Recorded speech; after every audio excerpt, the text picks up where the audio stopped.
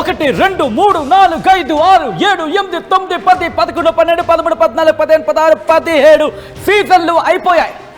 కానీ కోహ్లీ కలలు కట్టిన ఆ కప్పు మాత్రం అల్లంత దూరాన నిలిచిపోయింది. అట్ ది సేమ్ టైం ఇప్పటికే కోల్కతా నైట్ రైడర్స్ కి కప్పు కొట్టించిన ఆనందంతో మరోపక్క శ్రేయస్ అయ్యర్, ఓ పక్క కింగ్ కోహ్లీ, మరోపక్క శ్రేయస్ అయ్యర్ ఇద్దరు కూడా హేమీలా కనిపిస్తూ ఉంటే 17 ఏళ్ల తర్వాత కప్పు కోసం తహతలాడుతున్న రెండు టీంలు కొట్టుకుంటున్నట్టుగా కనిపిస్తోంది ఈరోజు. ఈ నేపథ్యంలో ఈరోజు పోటీ పీక్స్ లోనే ఉంటుందని కూడా అతిశక్తి లేదు. మరి ఈ నేపథ్యంలో ఎవరికి గెలిచే అవకాశాలు ఏ విధంగా ఉన్నాయి?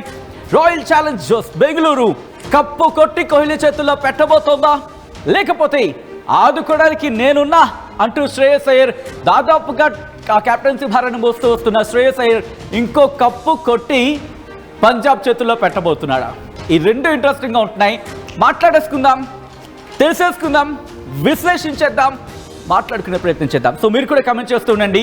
సో ఈ డిస్కషన్కి ఎవరైతే బాగుంటుంది, తుజి మిల్లేకి తమన్నా హై కాదు కాదు, ఇక్కడ ఇంకో పాట నాకు హిందీలో గుర్తొస్తోంది. అదే పాట అంటే కిషోర్ కుమార్కి సంబంధించిన పాట. అది నేను కాకుండా ఒక వ్యక్తి పాడుతూ వచ్చే ప్రయత్నం చేస్తారు. ఎస్, ఆయనే స్పోర్ట్స్ అనలిస్ట్ సుధీర్ ఎందుకు ఆ పాట కూడా చెప్పే ప్రయత్నం చేస్తారు. So let me invite Sudheer, sports analyst, to this discussion.